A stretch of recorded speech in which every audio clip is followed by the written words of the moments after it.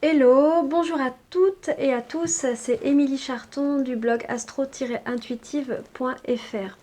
Je vous retrouve aujourd'hui pour la vidéo concernant les énergies astrologiques autour de la prochaine pleine lune qui aura lieu mardi 29 mai. Donc on va voir ensemble un petit peu quelles sont les planètes dans le ciel, quelles sont on va dire les énergies du moment et comment on peut les utiliser au mieux. À savoir que aujourd'hui je vais parler de la pleine lune, mais que ça va également correspondre, on va dire, un peu à l'ambiance des 2 prochaines semaines. Donc ce qui va être dit dans cette vidéo ne concerne pas que le mardi 29 mai, mais grosso modo jusqu'à la mi-juin, jusqu'à la prochaine nouvelle lune. Voilà. Avant de commencer à rentrer dans le vif du sujet, je voulais vous faire 2 annonces. La première, c'est que je reprends les consultations individuelles. Donc si vous souhaitez un rendez-vous personnalisé, vous pouvez me contacter. Il va y avoir toutes mes informations dans le descriptif de cette vidéo, ou vous pouvez aller voir sur mon site www.astro-intuitive.fr. Voilà, si vous voulez me contacter personnellement. L'autre chose, c'est que j'animerai de nouveau un stage d'initiation à l'astrologie la première semaine de juillet par vidéoconférence. Donc de même, vous trouvez toutes les informations sur mon site ou sur ma page Facebook et dans le descriptif de cette vidéo. Voilà. Ceci étant dit, on va rentrer dans le vif du sujet. Donc on va un petit peu parler de cette pleine lune. Donc comme je vous expliquais, je le réexplique à chaque début de vidéo, mais une pleine lune en fait correspond à un moment de culmination dans le cycle mensuel. C'est-à-dire que en astrologie, en fait, un mois, ce n'est pas du 1er au 30 mai, par exemple, mais c'est d'une nouvelle lune à une autre nouvelle lune. Donc ça, c'est un mois lunaire. Et au milieu de ce mois lunaire, on a la phase de pleine lune qui correspond en fait à l'apogée du cycle. C'est comme si en gros les énergies montaient à partir de la nouvelle lune, et puis elles sont de plus en plus fortes jusqu'à arriver à ce summum qu'est la pleine lune. Donc chaque mois, si vous voulez, la pleine lune est un moment, on va dire, d'apogée, d'abondance, et puis surtout de prise de conscience.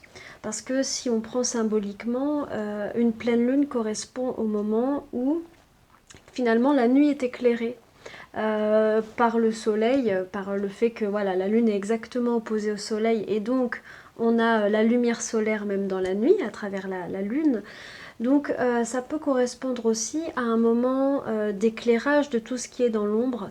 Ça peut être en nous, par exemple, des choses dont on n'a pas conscience et puis qui d'un coup refont surface. Ça peut être des événements qu'on nous met devant les yeux. Ça peut être d'un coup des eureka.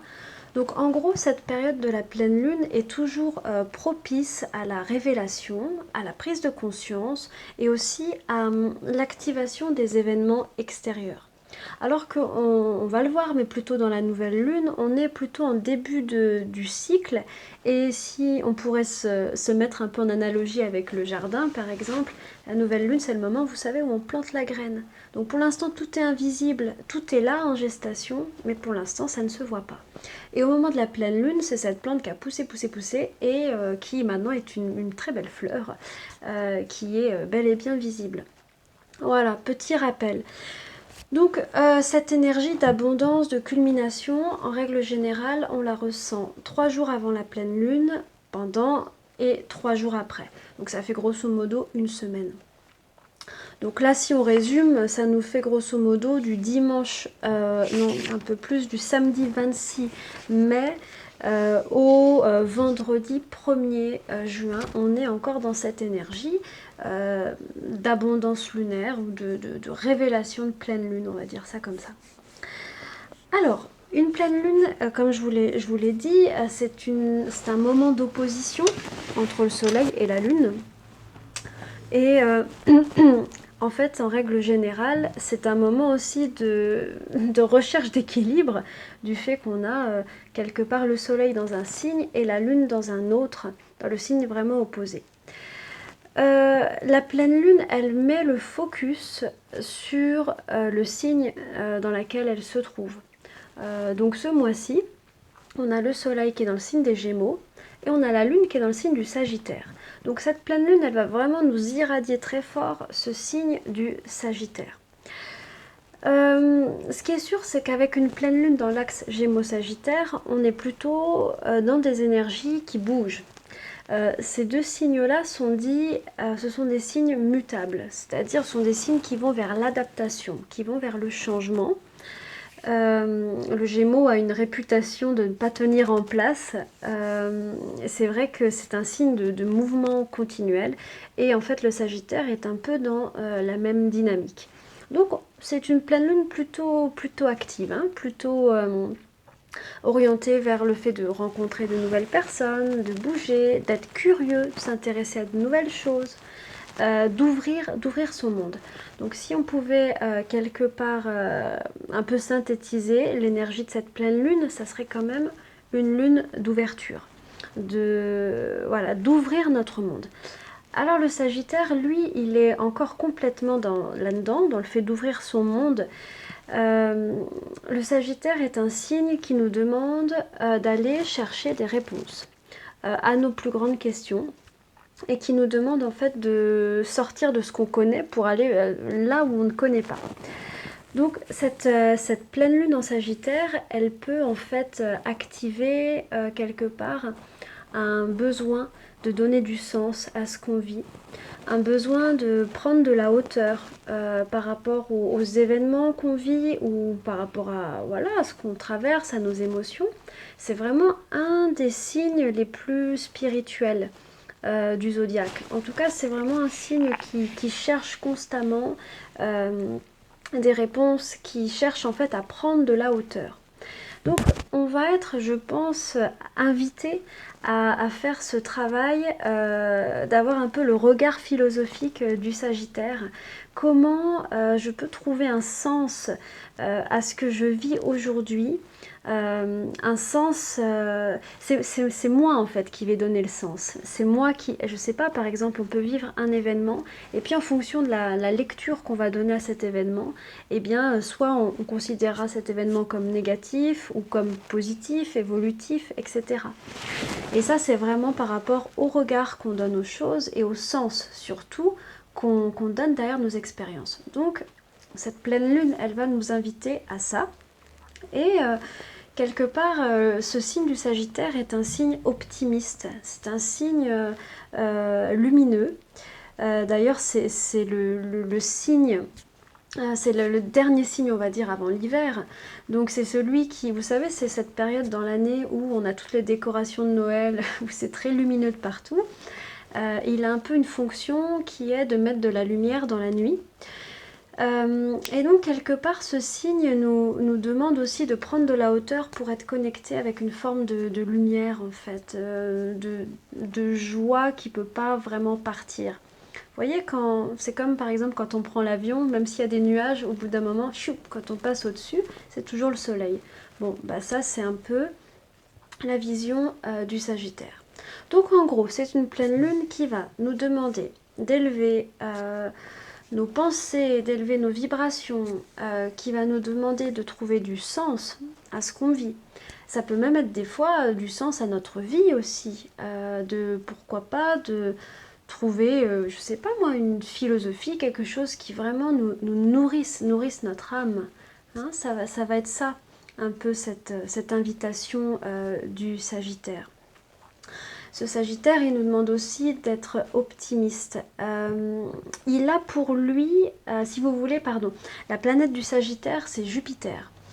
Et Jupiter, une de ses qualités, c'est la confiance, c'est la foi. Et quelque part, ce signe du Sagittaire, cette pleine lune en Sagittaire, nous demande de garder la foi, de faire confiance, quelque part de nous relier, on va dire, un peu à la vie et de faire confiance, même si aujourd'hui on est cerné par l'inconnu. Voilà. Donc ça va être grosso modo l'ambiance dans laquelle on va baigner autour de cette autour de cette pleine lune.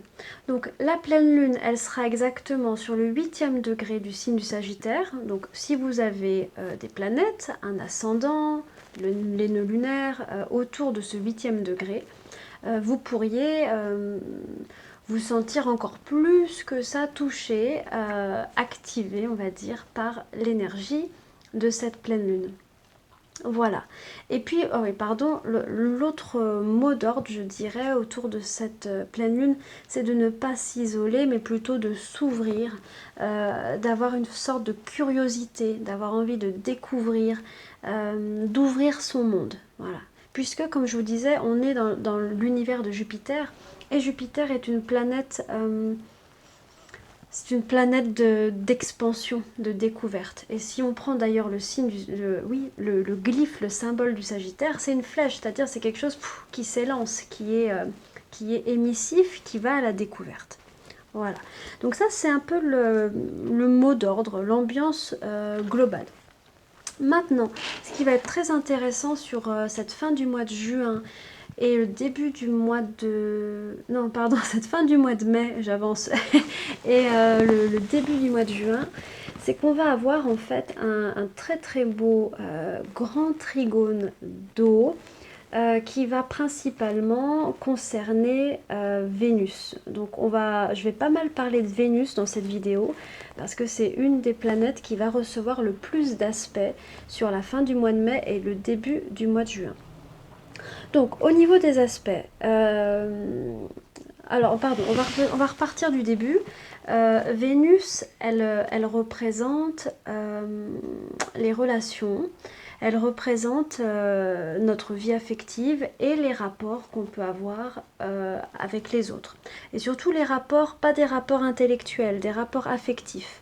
Elle parle vraiment quand on est dans le cœur.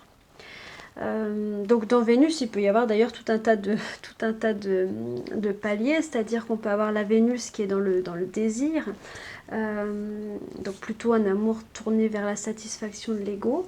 On peut avoir la Vénus qui est plus dans le cœur, qui est plus orientée vers l'amour, qu'elle reçoive ou qu'elle ne reçoive pas. Et d'ailleurs, on va le voir, mais en gros, on est un peu appelé à basculer vers ce deuxième type d'amour ou d'énergie. Donc très intéressant. Donc Vénus, comme elle reçoit tout un tas d'aspects, on peut en déduire que au niveau affectif, au niveau relationnel, ça va pas mal travailler. Admettons si par exemple on n'est pas en couple, on est seul, cette Vénus, c'est pas pour autant qu'elle nous parle pas. Vénus, elle va aussi parler de ce rapport d'amour, ce rapport de bienveillance qu'on a envers soi-même. Donc, dans tous les cas, il y a quelque chose qui est en train d'être travaillé par rapport à la compassion qu'on peut avoir envers nous-mêmes. C'est vraiment quelque chose qui risque de ressortir sur le début du mois de juin, le fait de réussir à s'accueillir intégralement et donc de pouvoir aussi accueillir intégralement l'autre. Voilà. Donc maintenant je vais vous expliquer pourquoi je dis tout ça. Donc on a eu le vendredi 25 mai, on a eu de nouveau le trigone entre Jupiter en Scorpion et Neptune en Poisson. Donc ce trigone, c'est un peu l'ambiance de l'année 2018. C'est pas la première fois qu'il se forme, il s'est déjà formé à la fin d'année 2017.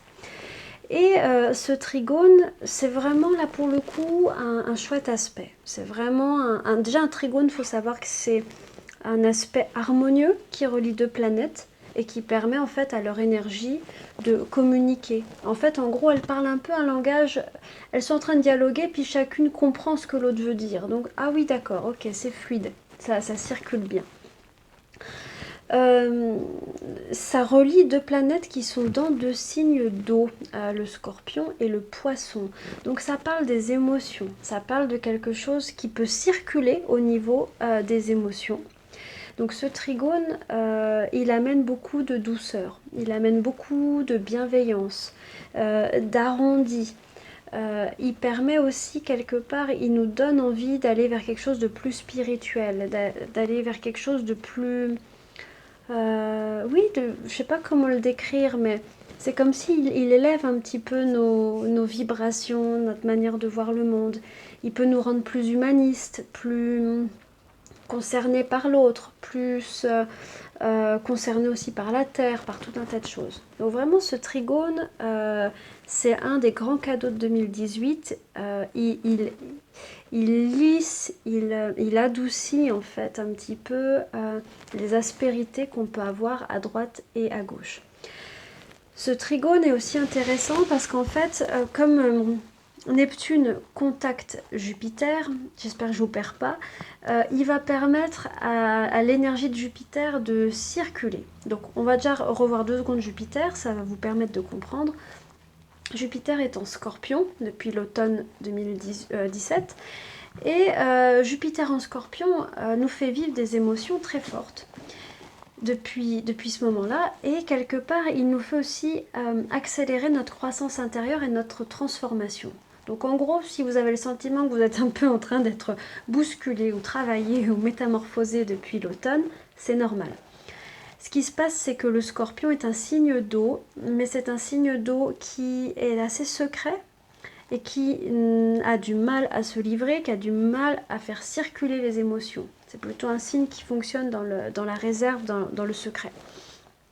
Et là, très intéressant, le fait que Neptune en Poisson fasse en fait un discours, un dialogue avec Jupiter, bah, quelque part, c'est comme si tout ce qu'on retenait, tout ce qui était très intense et très intérieur, voilà, ça peut un peu s'écouler, ça peut un peu se libérer. Donc pour moi, il y a vraiment comme une tension qui permet d'être voilà, d'être libérée, d'être lissée. Et vraiment, ça, je pense que ce trigone fait partie des grandes échéances de la transformation en 2018, c'est-à-dire des moments où on peut accéder à, je sais pas comment le dire, mais comme si quand Jupiter en Scorpion était tout seul, on était plutôt dans notre part d'ombre ou voilà, dans cette intensité intérieure. Et là, c'est comme si, ah enfin, il y a une porte de sortie, il y a quelque chose qui commence à se relâcher. Donc ça, c'est vraiment cadeau. Ça, c'est ce qu'on a vraiment sur tout mai, tout juin, hein, sans discontinuer, vraiment, on est vraiment là-dedans. Maintenant, alors, en quoi ça concerne Vénus, en quoi ça concerne les relations? Eh bien, ce qui se passe, c'est que Vénus, elle, arrive dans le signe du Cancer, qui est donc le 3e signe d'eau. Et Vénus vient former en fait comme une pyramide, on va dire, avec Neptune et Jupiter. Donc on a Jupiter en Scorpion ici, Neptune en Poisson là, et j'ai pas une 3e main, mais vous allez imaginer. Et donc on a Vénus en Cancer, voilà, qui est en haut et qui forme vraiment une pyramide. Donc ça, c'est un très très bel aspect dans le ciel. C'est quelque chose qu'on va avoir vraiment pendant la pleine lune et qu'on va avoir pendant facilement une semaine, 10 jours, jusqu'au quelque chose comme jusqu'au 7, 8, 9 juin. Donc c'est vraiment intéressant, hein. On est dans quelque chose de vraiment vraiment chouette. Et ce qui se passe, c'est que du coup, Vénus va profiter en fait de l'influence et de Jupiter et de Neptune. Donc ça, c'est vraiment chouette. Donc on va le décortiquer ensemble. Vénus donc est en trigone de Jupiter. Alors, Vénus et Jupiter, dans la tradition, elles sont considérées comme les deux bénéfiques, comme deux planètes de chance ou de joie, de plaisir, de bonheur. Donc le fait que ces deux planètes soient en trigone, c'est toujours, quelque part, c'est toujours un peu un gage de bons moments à venir, d'une forme d'expansion aussi dans la sphère amoureuse, relationnelle, affective. C'est peut-être des fois, si on est seul, pourquoi pas. C'est vrai que ce grand trigone, peut-être qu'il lui permettra quelques rencontres. Et auquel cas, si jamais, si on se rencontre sous ce magnifique trigone d'eau, c'est plutôt bon signe pour la suite. C'est plutôt joli.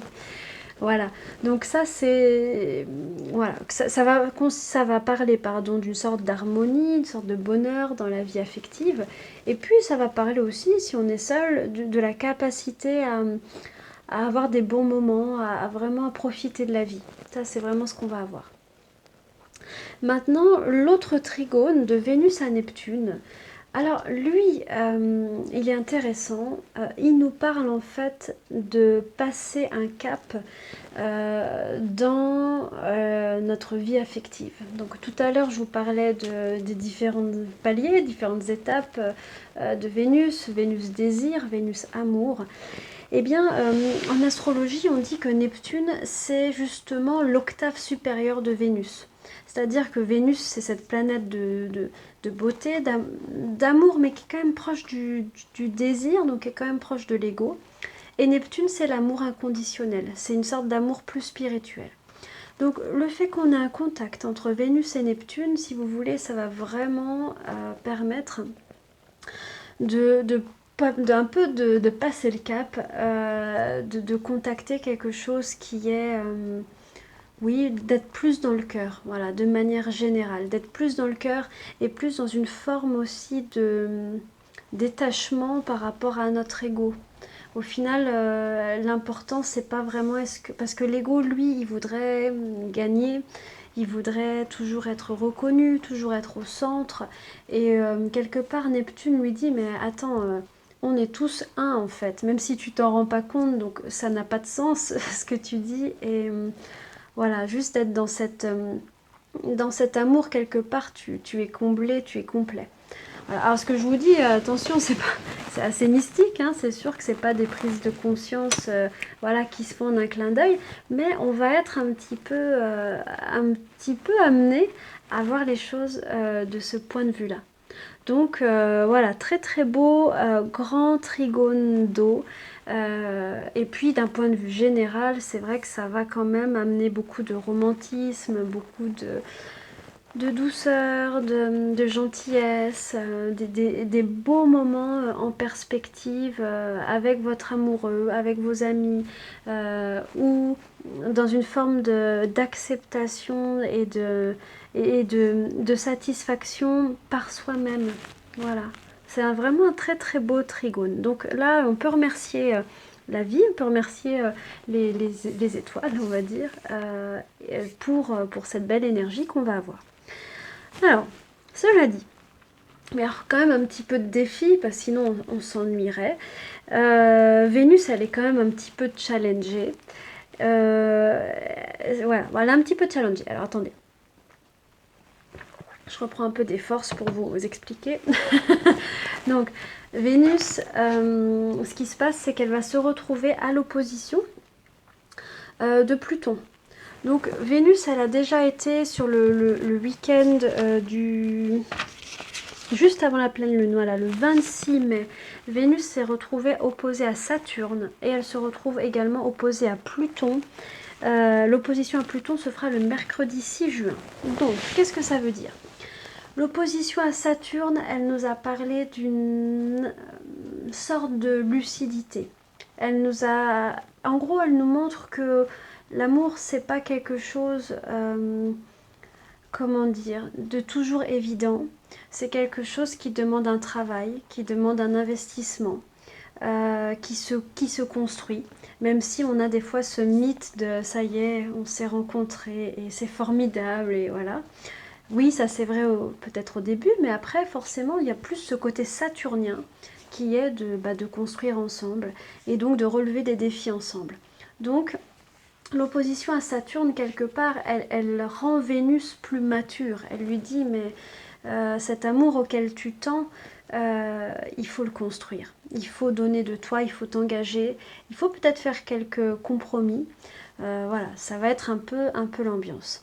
Des fois, cette opposition Vénus-Saturne, dans certains couples qui sont en crise, elle a pu quelque part révéler les failles de la relation. En fait, cette opposition, elle permet vraiment de voir les relations qu'on vit telles qu'elles sont. En arrêtant de mettre de la projection, de mettre ce qu'on pense être.